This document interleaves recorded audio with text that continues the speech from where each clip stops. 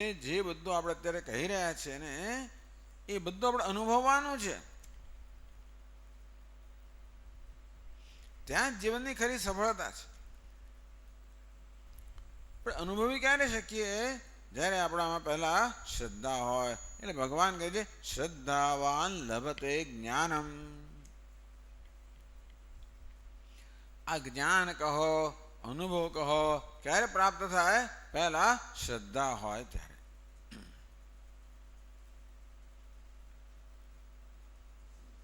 શ્રદ્ધાવાન લભતે જ્ઞાનમ. આવી શ્રદ્ધા હોય કે ઈશ્વર છે, જગતનું સર્જન કરનાર છે, જગતનું પાલન કરનાર છે, નિયમન કરનાર છે, નિષ્પક્ષ છે, તટસ્થ છે, નિસ્વાર્થ છે અને કૃપાળુ છે. એવું ક્યારે હોય? કોઈ આવું ક્યારે હોઈ શકે? કોઈ ક્યારે નિસ્વાર્થ હોઈ શકે? કોઈ ક્યારેય કૃપાળુ હોઈ શકે? જ્યારે એમાં કોઈ સ્વાર્થ ન હોય ત્યારે. સ્વાર્થ ક્યારે ના હોય? જ્યારે કોઈ જરૂરિયાત ન હોય ત્યારે. અંદર જરૂરિયાત હોય તો કશો ને કશો સ્વાર્થ હોવાનો. ભલે બહારથી આપણે નિસ્વાર્થ જણાતા હોય, પણ અંદર જરૂરિયાત હોય તો આપણે જે કરીએ એમાં કોઈ રીતે આપણો સ્વાર્થ સદાય એ રીતે જ કરીએ. ગુજરાતીમાં કહેવત છે ને કે ભૂવો ધૂણે. ભૂવો શું કરે? ધૂણે. જેનો ભૂત વળગ્યું હોય ને આમ ભૂત કાઢે. શેમાં કાઢે? પેલા નાળિયેરમાં કાઢે એવું માને છે. ધૂણે પછી આ નામ કાઢે. એ નાળિયેર ફેંકે એટલે ભૂત ગયું. નાળિયેર ક્યાં ફેંકે હોય? એના ગામના રસ્તે જ ફેંકે પાછો. એને જતા જતા લઈ જાય પાછો. બિચારો ભૂવો માણસ જ છે ને, જરૂરિયાત હોય તો ખરો જ ને. અંદરથી ભલે ગમે તે કહેતો હોય પણ જરૂરિયાત હોય તો અંદર સ્વાર્થ હોવાનો. અખંડાનંદજી મહારાજ કે બહુ ભક્તોની પાસે આવતા હોય. એક ભક્ત આવે, ખૂબ બધું ચંદન લઈને આવે. મહારાજની ચરણ સેવા કરે, ચરણ ધુએ, ચંદન બધું ખૂબ લગાડે અને પછી સાષ્ટાંગ નમસ્કાર કરે. પોતાનું માથું છે ને એમના ચરણમાં અડકાડે. એમ કરતા શું કરે ખબર છે? પેલું ચંદન પાછું બધું થોડું આમ ભેગું કરે, પછી કપાળ પર લગાડી લે, સરખું કરી લે. એ તિલક પણ થઈ જાય. એટલે જ્યાં સુધી માણસમાં જરૂરિયાત છે ત્યાં સુધી કોઈને કોઈ પ્રકારનો સ્વાર્થ રહેવાનો જ ભલો કેમ ના હોય.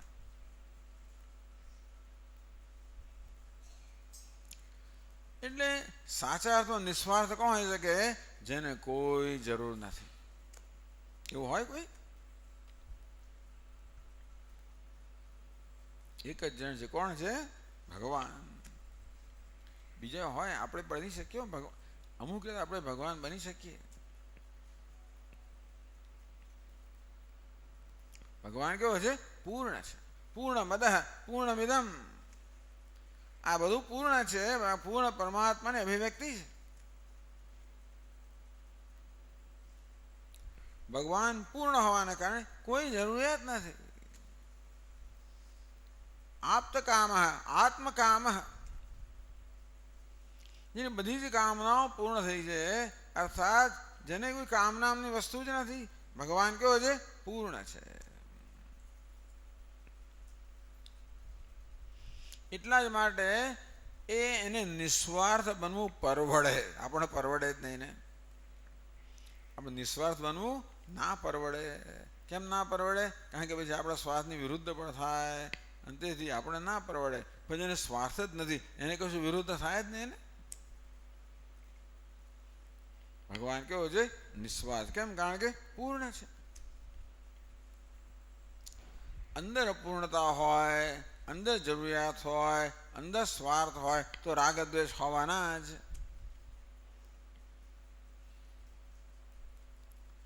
કારણ કે અંદર જરૂરિયાત હોય એટલે શું છે? જે કોઈ મારી જરૂરિયાત પૂરી કરનારો મને જણાય એના વિશે પક્ષપાત થવાનો જ.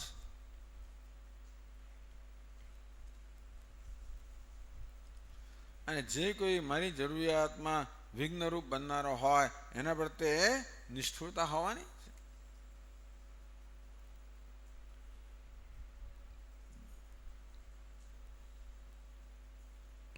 આમ તમે આ બધી રમત જોતા હશો ને, બાસ્કેટબોલ, કોઈ પણ રમત જો, ક્રિકેટ, આપણી ટીમ માટે પક્ષપાત હોવાનો હોય, સામેની ટીમ માટે શું હોવાનું? નિષ્ઠુરતા હોય. એવો તો બોલ પિચિંગ કરે બાપુ કે જો પેલો સાવધાન તો માથું ફોડી નાખે, ફોડી જ નાખે. ઘણા લોકો એવા હોય છે, ફોડી જ નાખે, ઘેર ઉપર પહોંચાડી દે. તો એ બધામાંથી પેલો પસાર થયેલો છે, મારે એને ખબર છે, એ પહેલેથી નક્કી કરતા હોય છે. બધા બહુ વિડીયો જોતા હોય છે કે આ કેવો છે ને કેવો નથી, અને કેવા બોલ મારે છે ને કેવી રીતે, આ બધું એવું બધું જાણેલા હોય છે. એટલે મોટે ભાગે કોઈને પણ છતાંય વાગી જતું હોય છે ઘણી વાર. આમ પોતાના પક્ષ માટે, પક્ષના માણસ માટે પક્ષપાત અને વિરોધી માટે નિષ્ઠુરતા સ્વાભાવિક છે. જ્યાં જરૂરિયાત છે, જ્યાં સ્વાર્થ છે, ત્યાં રાગ દ્વેષ. કેમ સ્વાર્થ છે? અમારે જીતવું છે. જો હાર જીતનો પ્રશ્ન ના હોત તો ક્રિકેટ રમે એટલે બસ કોઈ હાર્યું નહીં જીત્યું એવું હોત તો કલ્પના કરવી મુશ્કેલ છે. દુનિયા પર કદાચ એવું હોત કે હાર જીત છે જ નહીં, તો આવી કોઈ ચિંતા હોત જ નહીં. તો કોઈ એને જાણીને નુકસાન કરવાનો પ્રયત્ન ના કરે. તો ખરેખર રમતનો એક આનંદ માણી શકીએ. આ શેનો આનંદ માણે? અત્યારે માણસ જીતનો આનંદ માણે છે. રમતનો આનંદ માણવા કરતા અત્યારે માણસ જીતનો આનંદ માણે છે. ગમે તેટલું સારું રમ્યો, હારી જાય તો મહાન નિરાશા જન્મે કે અરે રે, એને ઘેર પાછળ તો ભારે પડી જાય. આ ટીમ હારીને પાછી જાય ને એના દેશમાં તો ભારે પડી જાય. છુપાઈને એકવાર પાકિસ્તાનને અડધી રાતે છુપાઈને જતા રહેવું પડે એમના બધા એમના ખેલાડીઓએ. નહીં તો જે લોકોને ઠપકાર્યો હોત બરાબર કે હારીને આવે તમે લોકો, તો ભાઈ હિન્દુસ્તાનના હાથે હારીને આવે તો થોડી વધારે ખરાબ.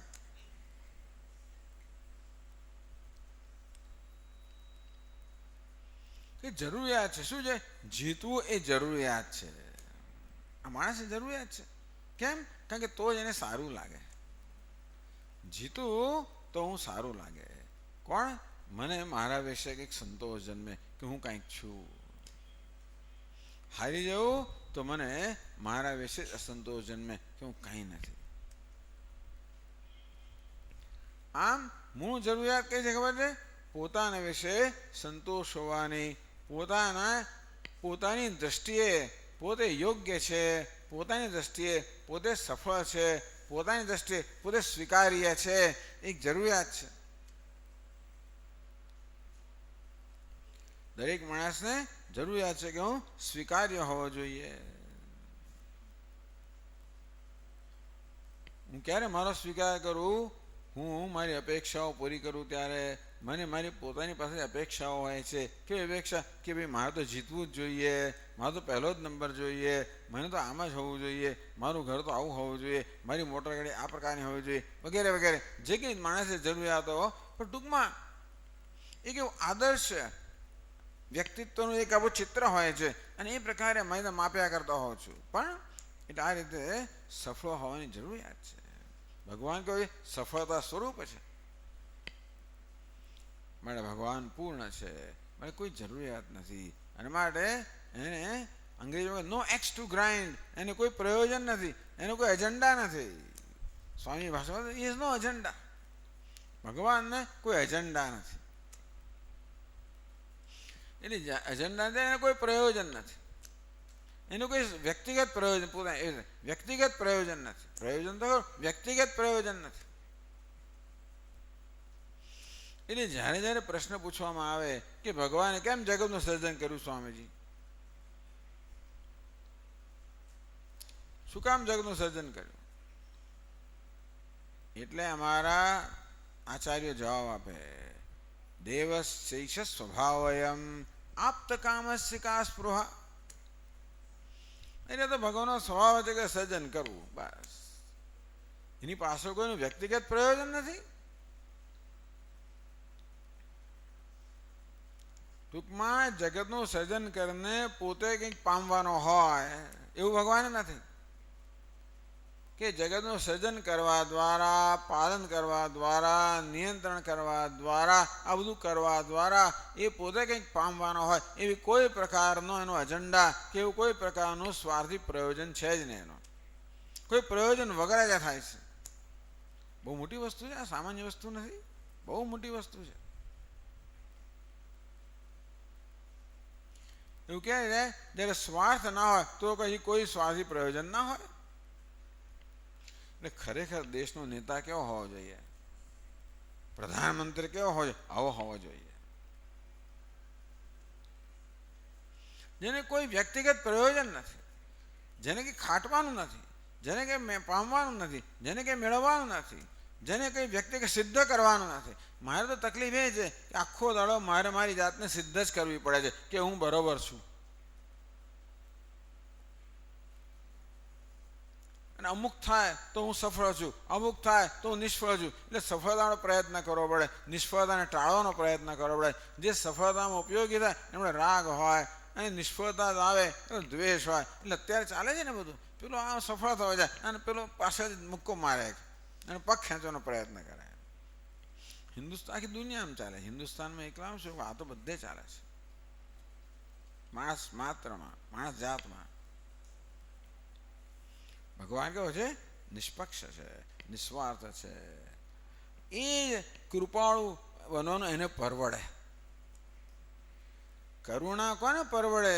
જેને પોતાને કઈ કૃપાની જરૂર નથી, જેને પોતાની જરૂર ના હોય એ કરુણા કે કૃપા એને પરવડે. ભગવાન પૂર્ણ છે માટે કૃપાળુ છે, માટે કરુણામય છે. કે કરુણા કરવાથી એનું કઈ જવાનું નથી.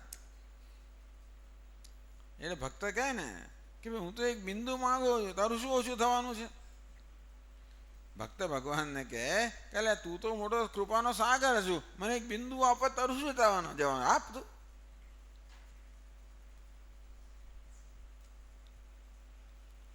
આમ ભગવાન કૃપાળુ છે. આ બહુ જ મોટી વસ્તુ છે. ત્રીજું એક અગત્યની વસ્તુ, ત્રીજું નહીં આગળ એક અગત્યની વસ્તુ કે ભગવાન શુભેચ્છક છે. ન્યાયાધીશ શુભેચ્છક ના હોય, ન્યાયાધીશ ન્યાય કરનારો હોય. આપણે કહીએ કે ભગવાન કેવો છે? કર્મ ફલદાતા. જે કર્મ કરીએ એનું ફળ પ્રદાન કરનાર ભગવાન છે. અને માટે કરો તેવું પામો, વાવો તેવું લણો, કરો તેવું પામો. જો વાવીએ તેવું લણીએ, કરીએ તેવું પામીએ. અને એ બધાનું વ્યવસ્થા કરનાર કોણ છે? ભગવાન. એને કહેવાય કર્માધ્યક્ષ, કર્મ ફલદાતા. કર્માધ્યક્ષ એટલે બધા કર્મનો અધ્યક્ષ છે, બધા કર્મનો સાક્ષી છે. બધા કર્મ એની અધ્યક્ષતામાં થતા હોય છે. સાથે કેવો છે? કર્મ ફલદાતા. જે કર્મ કરીએ એનું ફળ પ્રદાન કરનાર ભગવાન છે. એ તો ન્યાયાધીશે કરે. ન્યાયાધીશ પણ કર્મ પ્રમાણે ન્યાય આપે એવો નહીં. ન્યાયાધીશમાં કરુણા ના હોય ન, એવું એટલે એવી દયા ને કરુણા એને પાલવે જ નહીં. ન્યાય નિષ્પક્ષ હોય, તટસ્થ હોય. ભગવાન કેવો છે? કરુણામય. કેમ છે? શુભેચ્છક છે. ઈશ્વર શુભેચ્છક છે. આ બહુ જ મોટી વસ્તુ છે. પિતા હમસ્ય જગત નહીં કહે છે કે ગતિર્ભર્તા પ્રભુ સાક્ષી નિવાસ શરણમ સુહૃત. ભગવાન કે હું કોણ છું? સુહૃદ છું, બધાનો શુભેચ્છક છું. મિત્રમાં અને સુહૃદમાં આટલો તફાવત છે કે મિત્ર તો ઉપકાર કરનાર ઉપકાર કરે, સુહૃદ તો વળતા ઉપકારની અપેક્ષા રાખ્યા વગર ઉપકાર કરે. વળતા ઉપકારની અપેક્ષા રાખ્યા વગર ઉપકાર કરનારને સુહૃદ કહેવાય. ઉપકાર થાય અને ઉપકાર કરે, વળતો ઉપકાર કરે મિત્ર કહેવાય. પરસ્પર ઉપકાર કરનાર હોય, પરંતુ વળતા ઉપકારની અપેક્ષા રાખ્યા વગર જ ઉપકાર કરે. ઘણા લોકો એવા હોય છે જે મદદ કરીને આમ છૂટ થઈ જાય, ખબર પણ ના પડે ક્યાં જતો રહ્યો. સ્વામીજી ભગવાન આવ્યા. ઘણા લોકો એવું કહે કે જો કોઈક આવ્યું, આમ મદદ કરી, ટાંકણે મદદ કરી અને અદૃશ્ય થઈ ગયું, આપણે એમ લાગે ને તો ભગવાન આવ્યા, ચલો કોઈ સુહૃત તો આવ્યો છે. ટૂંકમાં આપણે એની નોંધ લઈએ, એનો ઉપકાર માનીએ, એવી પ્રકારની અપેક્ષા રાખ્યા વગર ઉપકાર કરે. ભગવાન કહો છે સુહૃત છે, શુભેચ્છક છે, બધાની શુભેચ્છા, બધાનું શુભેચ્છક છે, બધાનું શુભ થાય એવી કામના કરનારો છે. ભલે ને ગમે તો પાપી હોય. અપિચેત દુરાચાર ભજતે મામ અનન્ય ભાગ સાધુરેવ સમંતવ્ય સમ્યક વ્યવસ્થિતો હિ સહ. ભગવાન ગમે તો દુરાચારી ભલે ન હોય, એકવાર એના મનની અંદર નિશ્ચય થઈ ગયો કે બસ મારે ભગવાન જોઈએ, તો સમજો કે એ દુરાચારી રહ્યો નથી, હવે એ તો સાધુ બની ગયો. ક્ષિપ્રમ ભવતિ ધર્માત્મા, ટૂંક સમય ધર્માત્મા બની જશે. આમ ભગવાન શું છે? બધા ધર્માત્મા બને તો જ સુખ હોય. જ્યાં ધર્મ છે ત્યાં સુખ હોય, જ્યાં ધર્મ ત્યાં સુખ હોય જ ના શકે.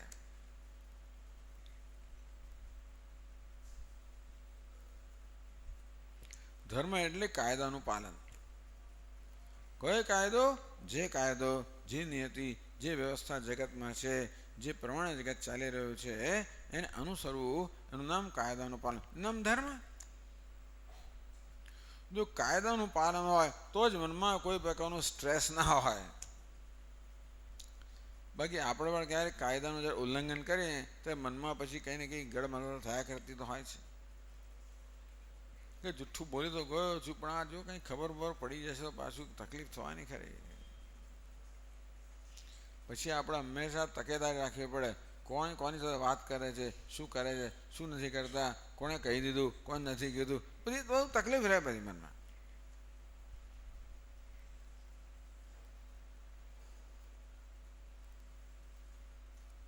તો જો આ બીજી વસ્તુ આપણે કહીએ, ભગવાન કેવો છે? શુભેચ્છક છે. આપણા શ્રદ્ધાનો વિષય છે. એ તો આપણા જીવનમાં જ્યારે અનુભવ કરીએ ત્યારે જ્ઞાનનો વિષય બને. આ બધાને જ્ઞાનનો વિષય બનાવવાના છે. એનો પ્રારંભ થાય છે શ્રદ્ધાથી. તો જો આટલી ચર્ચા પછી આપણે આટલું કહી શકીએ કે શરણાગતિના આ બે અંશ તો થયા છે. આ શ્રદ્ધા હોવી એ શરણાગતિનો પહેલો અંશ તો ખરો. ભગવાનને પહેલાં સમજવો એ અગત્યની વસ્તુ છે. કોની શરણાગતિ લેવાની છે? ભગવાન મામ એકમ શરણમ વ્રજ. તું માત્ર મારું એકલાનું શરણ લે. તારું એટલે કોનું? તો કે જો હું આ છું. એને પેલા ભગવાન કેવો છે એ સમજ આપણામાં હોવી જોઈએ. એ સમજમાં આપણે સમાવેશ થાય કે ભગવાન કૃપાળુ છે, ભગવાન દયાળુ છે, ભગવાન કરુણામય છે, ભગવાન શુભેચ્છક છે. એવું છે ને કે કદાચ આ વસ્તુ આપણને જીવનમાં જણાતી ન પણ હોય. સ્વામી આપ કહો છો ભગવાન કૃપાળુ છે, જોતો ખરો ઘણી વાર તો ભગવાન એવું ખાઈ પીને પાછા પડ્યા હોય છે કે એક પછી એક દુઃખની પરંપરા જ આવ્યા કરતી હોય છે, નથી આવતી. ઘણી વાર એવું થાય છે. આ ભગવાનને કૃપાળુ કોણ કે? એટલે આપણે ખબર નથી કે એનો કૃપાનો પ્રકાર કેવો છે, આપણે કહી શકતા નથી હોતા. ઘણી વાર તમારે દયાળુ થવા આપણે નિષ્ઠુર બનવું પડતું હોય છે. જેમ માં ઘણી વાર પોતાના બાળક પ્રત્યે નિષ્ઠુરતા દાખવતી જણાય છે. બાળકને ઈચ્છા હોય કે ના હોય પણ કડવી દવા પીવડાવી જ દે. અમે જ્યારે ઉછેરતા ત્યારે તો દવા એટલે આયુર્વેદિક દવા એટલે કડવી જ હોય. શીશીમાં ભરેલી હોય. બાએ શીશી તરફ જ્યારે ખબર પડે કે આ દવા પીવડાવવાની છે એટલે ભાગો જ તમે તો. ભાગો એટલે કે છોડે વળે નહીં, એ પકડી જ લે તમને. અને જો તમે સહકાર ના આપો જકડી પણ લે. અને તો એ સહકાર ના આપો તો નાક દબાવે ને મોં ખોલાવે ને ચમચી ખોસી દે અંદર. કેવી લાગે આપણને? ક્રૂર લાગે. પણ ખરેખર તો એ ક્રૂરતાની અંદર પણ કૃપા રહેલી છે. એ મોટા થઈને ખબર પડે, ત્યારે ખબર ના પડે. ત્યારે I hate you mom, I hate you. અત્યારનું બાળક એવું કે આપણે તો એવું કહે તો બે ચાર લગાવી દે, એવું કે કહેવાય નહીં. પણ અત્યારનું બાળક આવું કહી દે.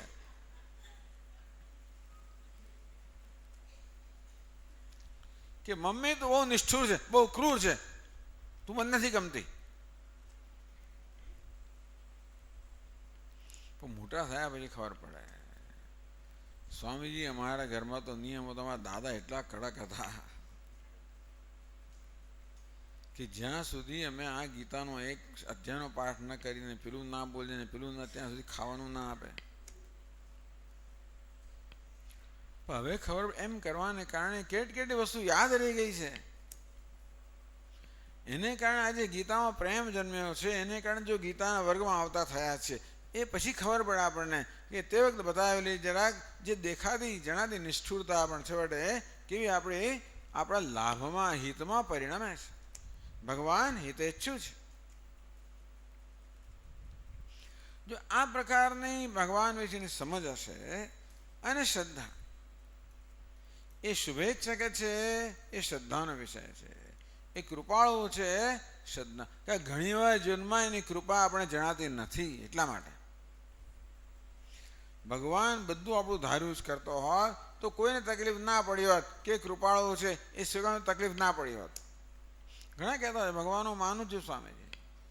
કેમ એ માને છે? તો એ ભગવાન બધું હું કહું છું ને, જે ઈચ્છા કરો ભગવાન પૂરી કરે છે. ભગવાનનો નોકર હોય તો એને સ્વીકાર કરવો, અને ઈચ્છા પૂરી ના કરે તો ભગવાનને ફરી તરછોડી દઉં. પણ નહીં, એવો પણ ભગવાન સારો નહીં. જે માગ કરી આપે સારો કહેવાય? માં એ સારી કહેવાય કે માગે છે બાળક આપણે આગળ આપી જ દે બસ એવું? બાળક જે કે માગે એમાં આપી દે, એ સારી માં કહેવાય? બાળકને સારી લાગે પણ એ બાળક માટે સારી નથી. પેલું બગડી જાય. સ્પોઇલ્ડ બ્રેટ ટૂંકમાં એવો બગડી જાય કે પછી એક અશી વસ્તુ અસ્વીકાર કે દુનિયા બધું મારું ધાર્યું ના થાય. ભાઈ એવું માએ પહેલેથી શીખવાડવું જોઈએ કે બધું આપણું ધાર્યું ના થાય. આપણે ધારીએ છીએ બધું આપણા માટે સારું હોય છે એવું પણ નથી હોતું. ઘણીવાર આપણે જે ધારીએ આપણા માટે સારું નથી હોતું, અને માટે એવું ના થાય. આમ નિયંત્રણ કરનારમાં બંને વસ્તુઓ છે, અનુગ્રહ અને નિગ્રહ બંને હોવા જોઈએ. નિયંત્રણ કરનાર ભગવાનમાં અનુગ્રહ પણ જોઈએ, નિગ્રહ પણ જોઈએ. એમ લાગે કે આ જ ઈચ્છા કરી રહ્યો છે અને હિતમાં નથી તો નિગ્રહ કરે, અર્થાત ઈચ્છાને રોકે, ઈચ્છા પૂરી ના કરે. જ્યારે એમ લાગે કે આ ઈચ્છા દ્વારા એનું હિત થવાનું છે તો ઈચ્છા પૂરી પણ કરે. જો આપણને શ્રદ્ધા હોય તો પછી આપણે ઈચ્છા પૂરી ન થાય તો પણ આપણે દુઃખી ના થઈએ, નિરાશ ના થઈ જઈએ. આપણે ખબર છે કે ભગવાન ઈચ્છા પૂરી નથી કરી. ભગવાન જાણે છે કે શું મારા હિતમાં છે. હું કદાચ નહીં જાણતો હોઉં, હું તો બહુ અલ્પ બુદ્ધિનો છું. ભગવાન તો સર્વજ્ઞ છે, પણ ભગવાન જાણે છે શું મારા માટે ઈચ્છનીય છે, શું ઈચ્છનીય નથી. એવો લાભ ભગવાનને આપું અને મારું ધાર્યું ન થાય તો પણ હું સ્વસ્થતાથી સ્વીકારી શકું. સિદ્ધ સિદ્ધ્યો સમભૂત્વા સમત્વમ યોગ ઉચ્યતે. આવી શ્રદ્ધા હોય તો બહુ જ મહત્વની વસ્તુ છે. આવી શ્રદ્ધા તો જીવનમાં આપણે નિષ્ફળતાઓને સ્વીકારી શકીએ. મેનેજિંગ ધ ફેલિયર, આ મેનેજમેન્ટમાં એક અગત્યની વસ્તુ છે ફેલિયર મેનેજમેન્ટ. નિષ્ફળતાને કેવી રીતે એની સાથે કેમ કામ પાર પાડવું.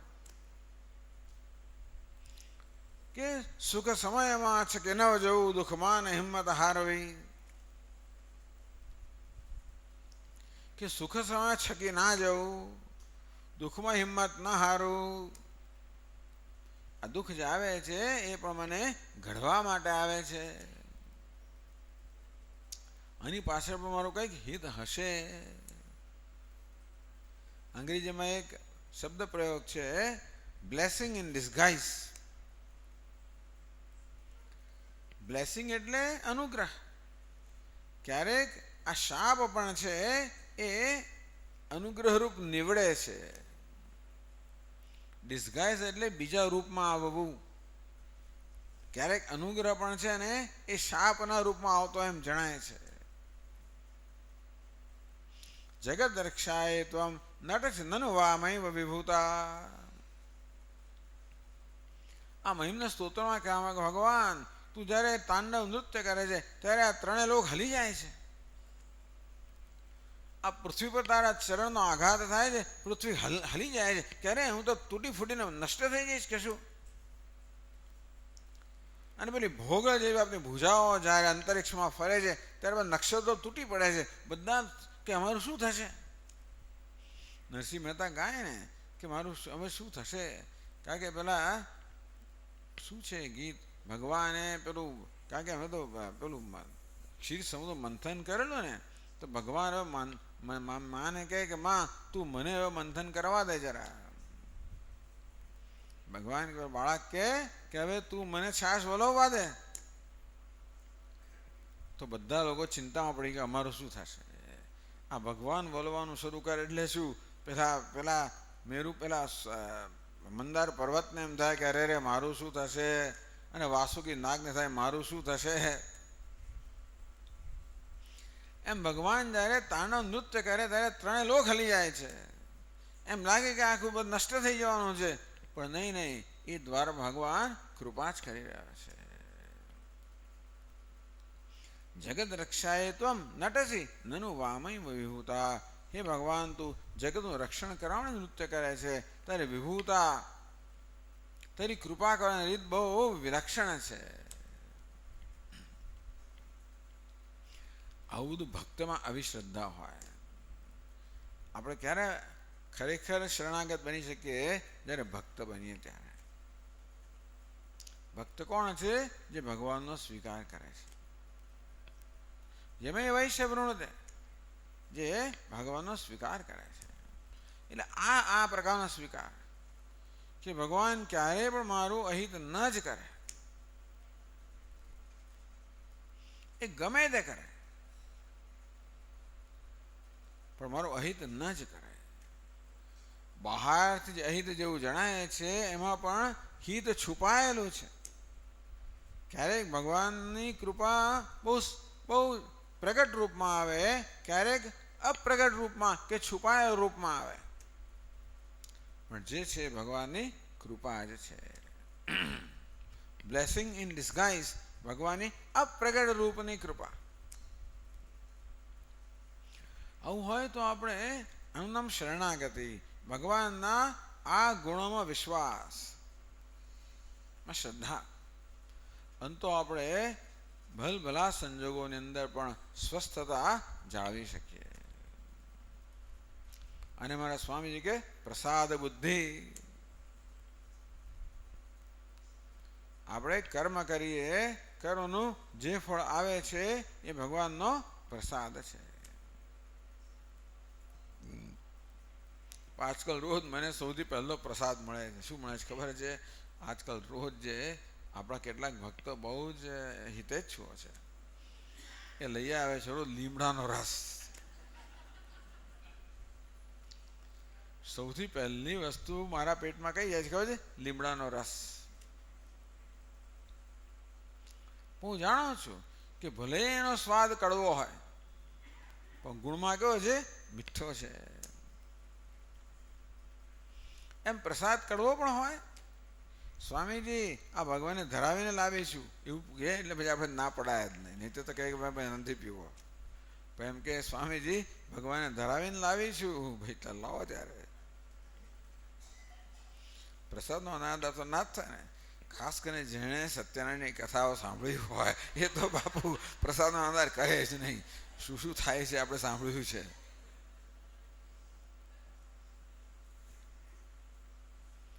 પેલા વણિકની તો આખું વાણ તરવા માંડ્યું. શું થયું? વેલા પાંદડા પત્ર થઈ ગયા બધા એના. એટલે આપણે તો ધાકમાં જ રહીએ છીએ ભગવાનના. એ કથાઓ સાંભળ્યા પછી બહુ વર્ષ દર પૂનમે કથા થતી હતી આપણે ઘરે. કે પ્રસાદનો અનાદર ના કરવો. એટલે કોઈ કહે કે ભાઈ હું પ્રસાદ ભગવાન ધરાવીને આવી છું, જે હોય તો લાવો ભાઈ, ભગવાનનો પ્રસાદ કડવો હોય તો કડવો. યત્નગ્રે વિષમેવ પરિણામે અમૃતોપમમ. જે પ્રારંભમાં વિષ સમાન જણાય છે, કડવું જણાય છે, પણ છેવટે અમૃત સમાન મીઠું નીવડે છે. આ શ્રદ્ધાનો સવાલ છે, ખરું ને? ટૂંકમાં આપણે મહિના સુધી એવું કડવું પી કરીએ અને જોઈએ કે શરીરમાં કંઈક ફાયદો થયો છે, ત્યારે એ શ્રદ્ધા આપણું જ્ઞાન બને. પછી બીજે વર્ષે તકલીફ નહીં પડે. પહેલી વાર બહુ તકલીફ પડે. આ પાછું આવ્યું, બેલ વાગ્યો એટલે પાછું આવ્યું, બારું ખોલ્યું હાજર જ છે. આપણે તો હસીને સ્વાગત કરું છું હું તો મનમાં કેવો ભાવ હોય એ જુદી વસ્તુ છે ને. તો આવી રીતે એટલે ટૂંકમાં પ્રસાદનો આપણે કેવો આદર કરીએ છીએ ને, આ એક અમારા સ્વામીજીની એક વિલક્ષણતા છે. તો વેદાંતનું શિક્ષણ ઉપદેશ જે કરે છે એમાં એમની જે મૌલિકતા છે, આમાંની આ એક મૌલિકતા છે પ્રસાદ બુદ્ધિ. તમે જો બીજે કોઈ જગ્યાએ, હવે તો તમે બધા સાંભળો છો કારણ કે બધા સ્વામીજીના શિષ્યો છે એટલે આનો છૂટથી ઉપયોગ થાય છે, એટલે આપણે બધા આવું જ, પણ બીજે બધા આવું સાંભળવા ના મળે તમને. ટૂંકમાં જે આ પ્રકારના ઉપદેશથી પરિચિત નથી એમની પાસે આ સાંભળવા કદાચ ના મળે.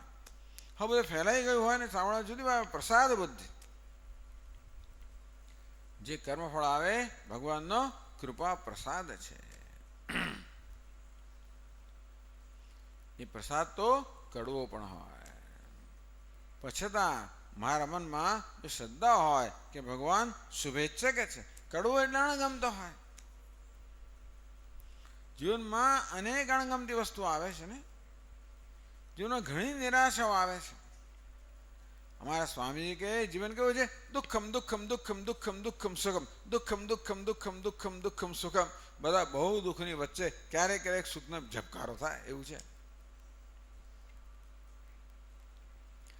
એ બધું દુઃખ જે આવી પડતું હોય એને આપણે સ્વસ્થતાથી ક્યારે એને સ્વીકારી શકીએ? જ્યારે આપણામાં આ પ્રકારની શ્રદ્ધા હોય કે આ તો ભગવાનનો પ્રસાદ છે અને ભગવાન મારો હિતેચ્છુ છે. હિતેચ્છુ એટલે શું? ખાઈ પીને પાછળ પડ્યો છે. શું કરવા? હિત કરવા માટે. શેના માટે? મને ઘડવા માટે. બરોબર, પાછળ પડ્યો છે. જેમ પેલો શિલ્પી ઘડતો હોય ને પથ્થરને, તે ભગવાન પર બરોબર ઘડવા માગે છે. અને ઘડવાનું કામ તો બધું એવી રીતે થાય, છીણે થોડા જ જોઈએ એને માટે. તો એમ ઘણીવાર આપણને બધા છીણીના આઘાતો લાગતા હોય તો સમજો કે ભગવાન ઘડી રહ્યો છે. કારણ કે એ બધા ખરબચડા દેખાતા પથ્થરની અંદર બહુ સુંદર મૂર્તિ તે એને પેલા શિલ્પીને દેખાતી હોય, આપણે ના દેખાતી હોય.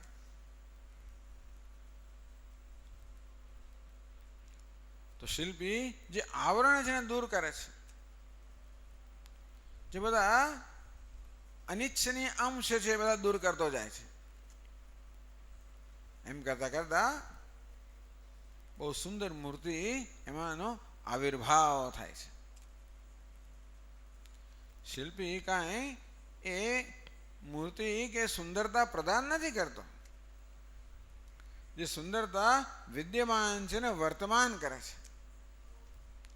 સુંદરતા વિદ્યમાન છે, પ્રેઝન્ટ છે, એને વર્તમાન કરે છે, મેનિફેસ્ટ કરે છે, અવ્યક્તને વ્યક્ત બનાવે છે. તેવી રીતે આપણામાં એવી સુંદરતા રહેલી છે. દરેક મનુષ્ય સ્વભાવથી સુંદર છે. જેટલો સુંદર ભગવાન છે ને એટલા સુંદર આપણે છીએ. ભલે એવા દેખાતા ના હોઈએ તોય પણ એ તો આને તો સુંદરતા છે ને એના રૂપમાં એ સુંદરતા છે, એટલે એને સુંદરતા એની જોવા માટે કોઈ મુશ્કેલી ના પડે. આપણે ભલે ભાઈ રૂપાળા ના હોઈએ, કાન સુપડા જેવા હોય, નાક કે તારું નાક તો પેલા મિલના ભૂંગળા જેવું છે, આવી જાત જાતની બધી આવી જાત જાતની ઉપમાઓ આપતા હતા. કાન સુપડા જેવા છે, નાક ઘૂંઘળા જેવું છે ને બધું એવું કહે જાત જાતનું. છીડવવાની રીત હોય ને બધી એ હોય. એટલે દેખાવમાં આપણે રૂપાળા ના હોઈએ, છતાં પણ એટલી જ સુંદરતા જે ભગવાનમાં છે એટલી જ સુંદરતા આપણામાં પણ છે. અને એ સુંદરતાનો આવિર્ભાવ કરવો એ જ આપણા જીવનનો ધ્યેય છે. એમાં જ જીવનની સફળતા છે. એટલે ભગવદ્ ગીતા કે વેદાંત શાસ્ત્ર આપણને સફળતાની એક જુદી દ્રષ્ટિ પ્રદાન કરે છે. દુનિયા ભલે ને સફળતા કહે કે ના કહે, દુનિયાની દ્રષ્ટિએ ધનવાન છે એ સફળ કહેવાય, જે સંપન્ન હોય, જે સત્તાશાળી હોય, જે પ્રતિષ્ઠિત હોય એ સફળ કહેવાય. ભલે એ સફળ કહેવાતું હશે, પણ આપણે માટે ખરો સફળ માનવી કયો છે? જેણે પોતાની આંતરિક જે સુંદરતા છે એનો આવિર્ભાવ કર્યો છે.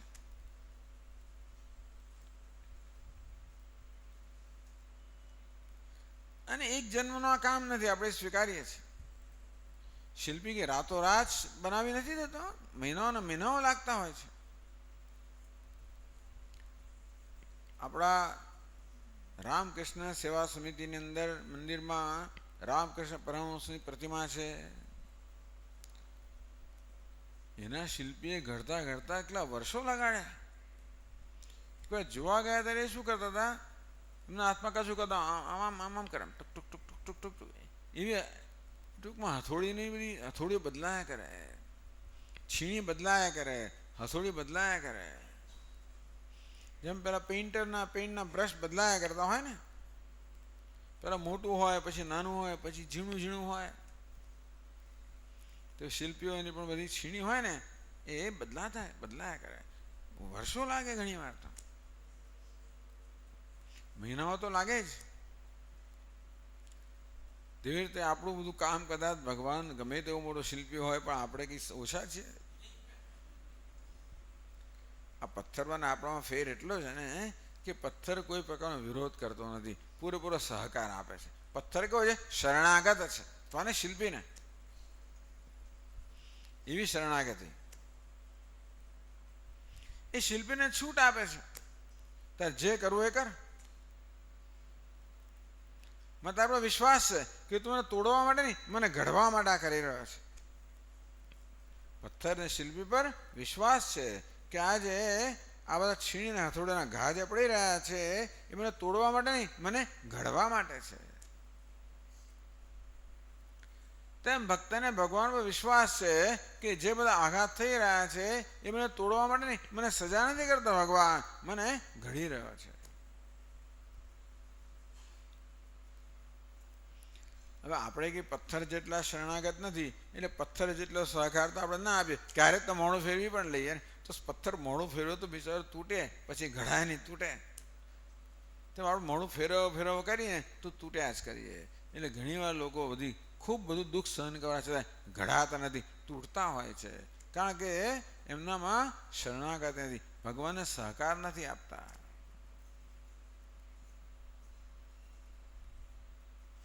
પણ ભગવાનમાં શ્રદ્ધા હોય, ભક્તિભાવ હોય તો આપણે એને સહકાર આપીએ. એનું નામ શરણાગતિ. જે રીતે પેલો પથ્થર છે ને એ શિલ્પીને સહકાર આપે એટલે શરણાગત છે. એટલું સારું છે કે પથ્થરમાં મન નથી. આપણા સ્વામીજી કે કોઈ જગ્યાએ મનુષ્યને મન મૂકે એટલે સંસાર ત્યાં આવી જાય. એટલે ભગવાને બધા મન મૂકે, મનુષ્યનું મન નથી મૂક્યો ક્યાંય પણ, તો ત્યાં સંસાર આવી જ ગયો. તો ત્યાં તો પછી ત્યાં આગળ જો મનુષ્યનું મન હોત ને સિંહમાં, ધારો કે પેલા ગીરના સિંહમાં, તો તરત જ આ ઝુલુસ નીકળી હોત, દેખાવો થયા હોત, ધરણાઓ થઈ હોત. અમારે નથી જેવું મધ્યપ્રદેશમાં. ભગવાને માણસો મન ત્યાં નથી મૂક્યું એટલે વિચાર લઈ જતો જશે. તો પશુ છે બિચારા, મૂક પશુ છે. રાજકારણ બધું ચારે બાજુ. સિંહ બિચારા રાજકારણના ભોગ બને છે. એમાં કોણ જીત્યું ને કોણ હાર્યું એ કોની કુશળતા છે એના પર નક્કી થાય. કેટલા વૈજ્ઞાનિકો તમે રોકેલા છે, કેટલા વકીલો રોકેલા છે, કઈ કક્ષાના વકીલો, કઈ કક્ષાના વૈજ્ઞાનિકો. વળી પાછું સુપ્રીમ કોર્ટમાં તમારું કેટલી એવું તો અહીંયા બોલાય નહીં, આપણે પૂરી જ દે, આપણને જેલમાં પૂરી દે, પણ એ શું છે ત્યાં આગળ તો કન્ટેન્ટ ઓફ કોર્ટ કહેવાય, તો કહેવાય નહીં આપણાથી.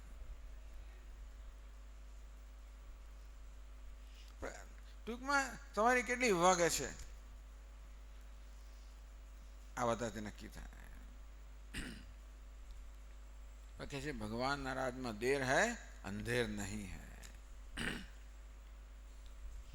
એટલે ભલે એક સરસ ગીત હતું, બહુ સરસ ભજન હતું, કુછ કારણ હોગા, આટલું જ મને યાદ છે. કુછ કારણ હોગા, જાત જાતને બધી વર્ણન કરે, પછી છેલ્લે કે કુછ કારણ હોગા. ભક્ત શું કે કુછ કારણ હોગા. કે શું કારણ છે આપણે સમજી શકતા નથી, ઘણી વાર નહીં સમજી શકતા. આપણી બુદ્ધિ અલ્પ છે, માટે બધું સમજવાની આપણામાં ક્ષમતા નથી, એ આપણે સ્વીકારીએ છીએ. આમ શરણાગતિમાં પોતાની અલ્પતા કે પોતાની મર્યાદાઓનો પણ સ્વીકાર રહેલો છે. કે ભગવાનનું સમજી શકું એવો દાવો હું કરતો નથી. બહુ અઘરો છે ભગવાનને સમજવું. નિર્ગુણ ભગવાન છે ને એને સમજવો સહેલો છે, આ સગુણ છે ને એને સમજવો બહુ અઘરો છે. પહેલા એની સાથે કામ પાર, પછી પેલા પાસે જવાય ને. અસ્તિત્વોપલબ્ધવ્ય તત્વભાવે ચોભયો અસ્તિત્વોપલબ્ધશ્ચ તત્વભાવ પ્રસિદ્ધતિ. પહેલા ભગવાન જે આ સગુણ ભગવાન છે, આ બધા ગુણવાળો છે, એની તો પહેલા હિસાબ પતાવવાનો છે, એની તો પહેલા સુમેળ સાધવાનો છે, ત્યાર પછી પોતાનું નિર્ગુણ સ્વરૂપ દર્શન કરાવે. આપણે શોર્ટકટ ના લઈ શકીએ, બાયપાસ ના કરી શકીએ. તેથી શરણાગતિ એકમાત્ર ઉપાય છે, જે સમજીએ નહીં તો પણ સ્વીકારી શકીએ. એટલે દુઃખ વગર, કે આપણે ઓશિયાળા થયા વગર, કે દુઃખી થયા વગર, કે પછી લાચાર થયા વગર સ્વીકારી શકીએ. સ્વીકારી તો છે ને, ક્યાં જવાના છે ભગવાન, એ જુદી વાત છે. બધું સ્વીકારવું જ પડે છે ને સ્વામી, ક્યાં જવાના છે એ સ્વીકાર નથી. એ કેવો છે? લાચારીથી સ્વીકાર છે, એવું નહીં. એ તો દુઃખ આપનારો છે. તો આ પ્રકારની જે સમજ અને શ્રદ્ધા છે એ આપણને સ્વીકાર કરતા શીખવે. કેવો સ્વીકાર? જેમાં લાચારી નથી, સ્વસ્થતા છે, પ્રસન્નતા છે. એ પછી આવશે. પહેલા તો સ્વસ્થતા આવે જ બહુ મોટી વસ્તુ છે, કે હલી ના જાઓ, નિરાશ ન થઈ જાઓ, મારો વિશ્વાસ જતો ના રહે, હું મક્કમ રહી શકું, સ્વસ્થ રહી શકું. પછી જેમ જેમ પછી ભગવાન ઓળખતા જઈશું તેમ તેમ પછી પ્રસન્નતા આવશે. એ આવશે. પહેલા છે સ્વસ્થતા, પછી છે પ્રસન્નતા. આમ ભગવાનની શરણાગતિ આપણે જીવનને સ્વસ્થતાથી જીવી શકીએ. નહીતર મનમાં બહુ રોષ હોય, ક્રોધ હોય, આપણું ધાર્યું ન થાય એટલે મનમાં ઘણો રોષ રહી જતો હોય છે. આપણું ધાર્યું ન થાય તો આપણે અંદર સમસમીને બેસી રહેતા હોઈએ છીએ. આપણે ચાલે નહીં, લાચાર છે, મને સ્વીકારી લેવું પડે, પણ અંદરથી આપણે સમસમીએ છીએ, અંદરથી રોષ છે. એ દરેકના મનમાં ઘણો રોષ ભરેલો છે કે પોતાનું ધાર્યું થયેલું નથી.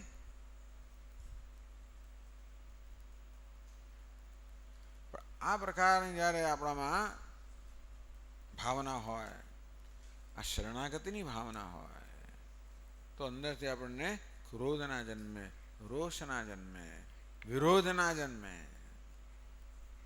આપણે સ્વસ્થતાથી સ્વીકાર કરી શકીએ. મામેકમ શરણમ વ્રજ. આ પ્રકારે ભગવાનની શરણાગતિથી શું થાય? સ્વસ્થતા પ્રાપ્ત થાય છે. આગળ આપણે શું પ્રાપ્ત થાય આવતીકાલે આગળ ચર્ચા કરશું. ઓમ પૂર્ણમદઃ પૂર્ણમિદં પૂર્ણાત પૂર્ણમુદચ્યતે પૂર્ણસ્ય પૂર્ણમાદાય પૂર્ણમેવાવશિષ્યતે. ઓમ શાંતિ શાંતિ શાંતિ.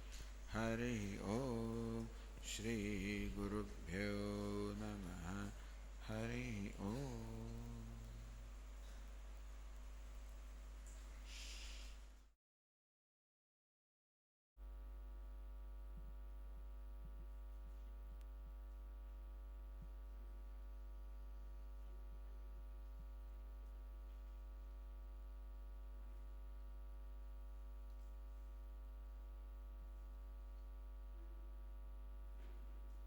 नमोऽस्त्वनन्ताय सहस्रमूर्तये सहस्रपादाक्षिशिरोरुबाहवे सहस्रनाम्ने पुरुषाय शाश्वते सहस्रकोटियुगधारिणे नमः. સેજલબેન દવે પ્રાર્થના રજૂ કરશે. સેજલબેન.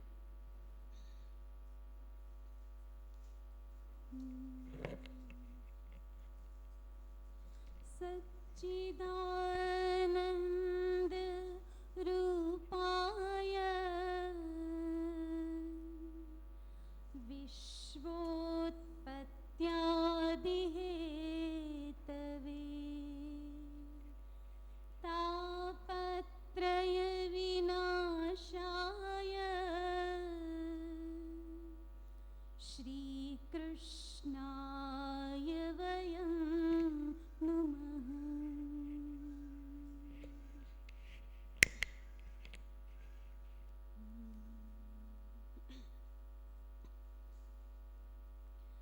रे मन मूरख जन्म गवायो रे मन मूरख जन्म गवायो रे मन मूरख जन्म गवायो रे मन मूरख जन्म गवायो करी अभिमान विषय रस राज्य करी अभिमान विषय रस राज्य श्याम सरन नहीं आयो नहीं आयो रे मन मूरख जन्म गवायो रे मन मूरख जन्म गवायो. यह संसार फूल से मर को यह संसार फूल से मर को सुंदर देखिल भायो चाखन लाग्यो रुई गई उड़ी चाखन लाग्यो रुई गई उड़ी हाथ कछु नहीं आयो नहीं आयो रे मन मूरख जन्म गवायो रे मन मूरख जन्म गवायो. कहाँ होत अब के पछताई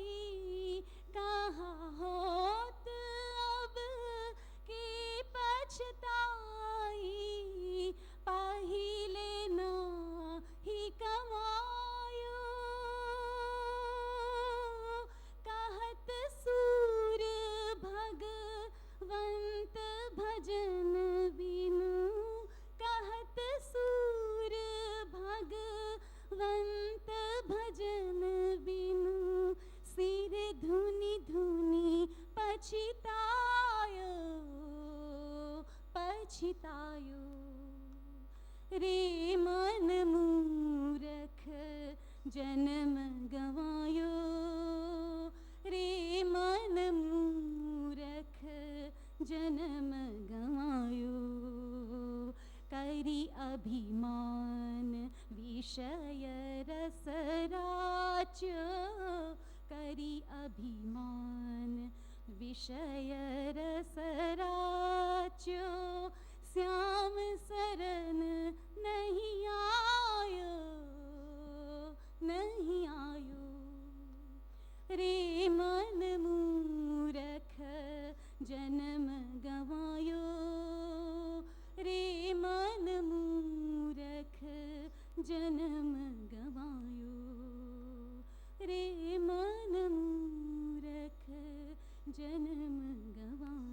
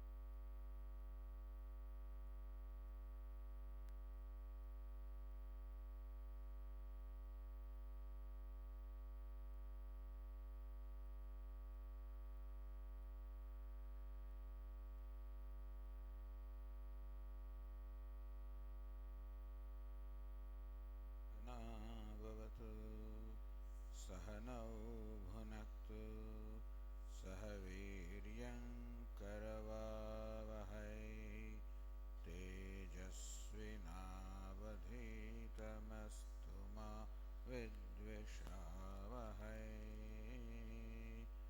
ॐ शान्ति शान्ति शान्तिः.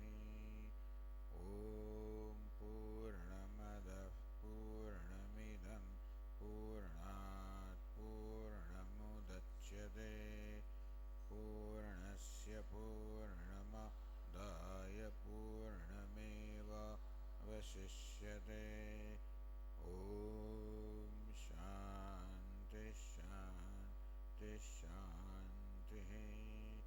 श्रुतिस्मृतिपुराणानाम् आलयं करुणालयं नमामि भगवत्पादं शङ्करं लोकशङ्करं शङ्करं शङ्कराचार्यं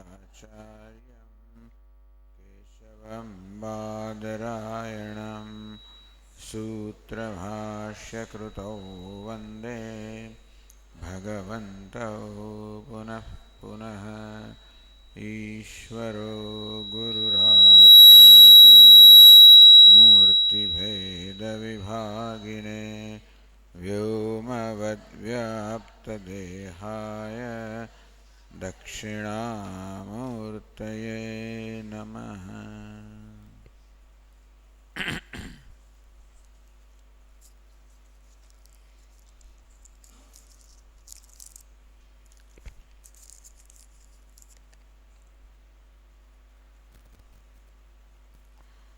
ગઈકાલે પ્રસાદ બુદ્ધિની વાત કરવામાં આવી. એમાં શ્રદ્ધા રહેલી છે. પ્રસાદ બુદ્ધિ એટલે ઈશ્વર જે કંઈ આપણી સમક્ષ સંજોગોના રૂપમાં ધરે છે, સંજોગો, ઘટનાઓ, વ્યક્તિઓ, વસ્તુઓ સતત આપણી સમક્ષ આવતી હોય છે, એનું નામ જ જીવન. જે કંઈ આપણી સમક્ષ આવે છે એ ઈશ્વરનો પ્રસાદ છે. કારણ કે ઈશ્વર કર્મફળદાતા છે, કર્મફળનું દાન કરે છે, કર્મફળ પ્રદાન કરે છે. જે કંઈ આપણી સમક્ષ આવે છે એ આપણા કોઈ કર્મનું પરિણામ છે, એ આપણા ઈશ્વર છે. માટે સતત ઈશ્વર જ સર્વ સંજોગ રચતો હોય છે, આપણી સમક્ષ ધરતો હોય છે. ગઈકાલે એ પણ ચર્ચા કરી કે કરવા પાછળ પણ ઈશ્વરની કૃપા જ રહેલી છે. ઈશ્વર સુહૃદ છે, શુભેચ્છક છે. અને તેથી કદાચ આપણા જીવનમાં વારંવાર દુઃખ પણ આવતું હોય, પીડા પણ આવતી હોય, પછી ભક્ત છે તો દુઃખને પણ પીડાને પણ ઈશ્વરના પ્રસાદ રૂપે જ જોતો હોય છે કે ભગવાન મને ઘડી રહ્યો છે, મને સજા નથી કરી રહ્યો, મને ઘડી રહ્યો છે. આમ બધો બોજ દૂર થઈ જાય. જ્યારે વસ્તુ આપણને અણગમતી હોય, આપણું ધાર્યું ન થાય, આપણી ઈચ્છા પ્રમાણે ન થાય, તો આપણા મનમાં એક આવેગ જન્મતો હોય છે. ક્રોધ જન્મતો હોય, રોષ જન્મતો હોય. હું પરિસ્થિતિનો વિરોધ કરતો હોઉં છું. બસ આ વિરોધ કહો, રોષ, ક્રોધ જે આપણી સમક્ષ આપણા મનમાં ઉપસ્થિત થાય, જ્યારે પરિસ્થિતિ પ્રતિકૂળ હોય ત્યારે મનમાં આ જે આવેગો જન્મે છે એ જ બોજ છે ને. મનુષ્ય કયા પ્રકારના બોજથી પીડાઈ રહ્યો છે? આ બધા આવેગોનો જ બોજ છે. આ આવેગો ઈશ્વરને ચરણે ધરવાનું નામ શરણાગતિ. એને ચરણે કેવી રીતે ધર્યા? જે કંઈ પ્રાપ્ત થાય એ ઈશ્વરનો પ્રસાદ છે. અને પ્રસાદને તો શ્રદ્ધાપૂર્વક, આદરપૂર્વક સ્વીકારવાનો હોય. આમ તો કહે છે પ્રસાદસ્તુ પ્રસન્નતા. પ્રસાદનો અર્થ પ્રસન્નતા થાય છે. પણ કદાચ પ્રતિકૂળ સંજોગોને આપણે પ્રસન્નતાથી સ્વીકારવા તો અઘરા છે, હજી અઘરા છે. પરંતુ આપણે એનાથી નિરાશ નહીં થઈ જઈએ. પણ એમ નહીં લાગે કે આપણને અન્યાય થઈ રહ્યો છે, એમ નહીં લાગે આપણે તિરસ્કાર થઈ રહ્યો છે. આપણું ધારું જ્યારે ન થાય ત્યારે વારંવાર આપણે એમ લાગે કે આપણને અન્યાય થઈ રહ્યો છે, આપણો તિરસ્કાર થઈ રહ્યો છે. અન્યાયની લાગણી, તિરસ્કારની લાગણી ન જન્મે જો ઈશ્વરને આપણે સદા સમક્ષ રાખીએ. આમ જે કંઈ મારી સમક્ષ ઉપસ્થિત થાય છે એ ઈશ્વરનો પ્રસાદ છે. એને અનુકૂળ અને પ્રતિકૂળ એ પ્રકારની છાપ તો આપણે લગાવતા હોઈએ છીએ. આપણો સ્વભાવ થઈ ગયો છે કે જે આપણી અપેક્ષા પ્રમાણે હોય એને આપણે સફળતા કહીએ, અનુકૂળ કહીએ. જે આપણી અપેક્ષા પ્રમાણે ન હોય એને આપણે નિષ્ફળતા કહીએ, પ્રતિકૂળ કહીએ. પ્રસાદ બુદ્ધિમાં આ પ્રકારની અનુકૂળતા પણ નથી, પ્રતિકૂળતા પણ નથી. જે છે પ્રસાદ જ છે. એટલે ખરેખર તો પરિસ્થિતિને આપણે પ્રસાદ રૂપે સ્વીકારીએ તો આ પ્રકારની છાપ લગાવવી, આ પ્રકારનો અધ્યારોપ કરવો, અનુકૂળ છે, પ્રતિકૂળ છે, સફળતા છે, નિષ્ફળતા છે, આ તો મનના ખ્યાલો જ છે ને. સફળતા નામની કોઈ વસ્તુ નથી, કારણ કે એક વ્યક્તિ જેને સફળતા કહે છે એને જ બીજી વ્યક્તિ નિષ્ફળતા પણ કહેતી હોય. આમ ભારત અને પાકિસ્તાન વચ્ચે ક્રિકેટ મેચ રમાતી હોય તો એક જ પરિણામ આવે, અડધી દુનિયાને સફળતા કહે, અડધી દુનિયા નિષ્ફળતા કહે.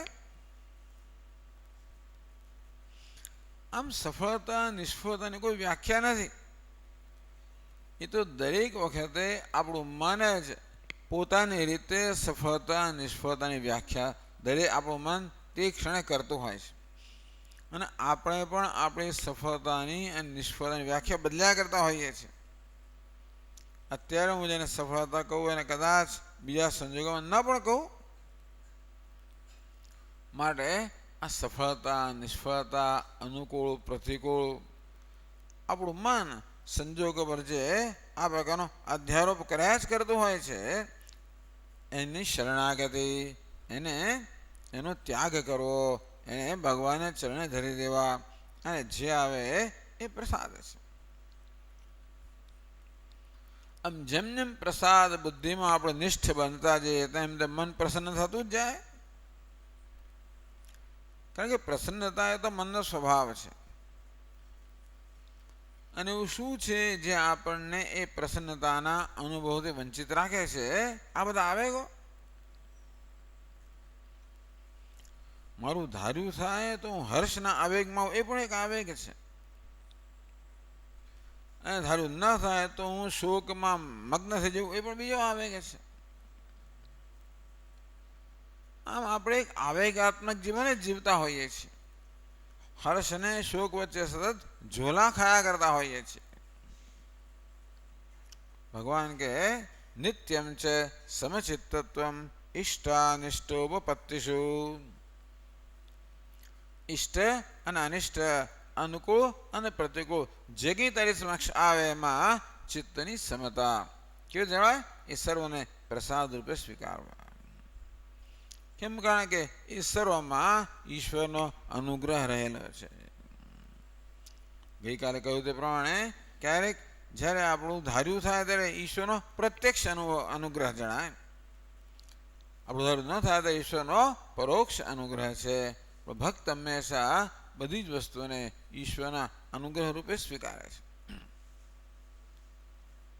એની પાસે શ્રદ્ધા છે કે ભગવાન કૃપાળુ છે, હિતેચ્છુ છે, સતત મારું ધ્યાન રાખનારો છે.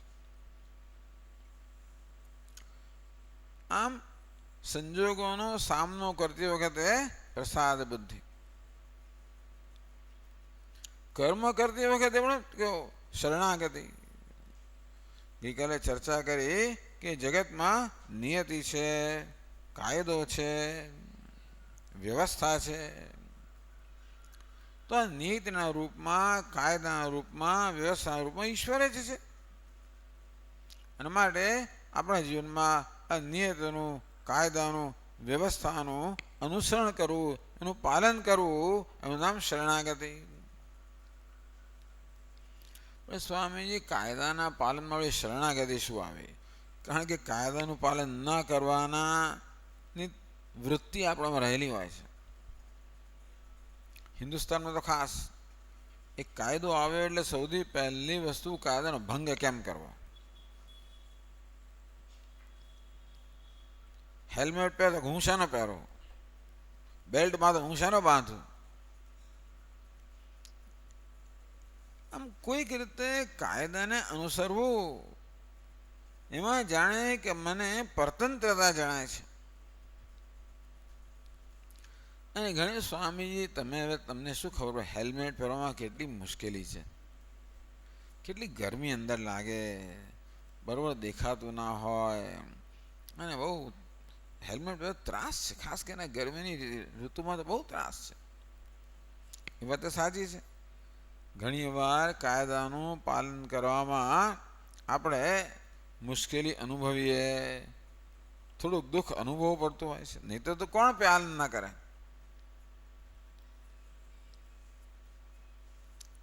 એટલે કાયદાનું પાલન કરવું. સ્વામી, જીવનમાં કાયદો એટલે શું? ભગવાન કહે નિયતમ કુરુ કર્મત્વમ, તું જેનો નિયત થયો છે એ કર્મ કર, નિયતિ પ્રમાણે કર્મ કર, કાયદા પ્રમાણે તું વર્ત. તો જીવનમાં શું કાયદો છે? જો એક કાયદો તો એ જણાય છે કે સર્વત્ર સત્ય વ્યાપેલું છે. એક આપણે મનુષ્ય સમાજની બહાર નજર કરવી પડે.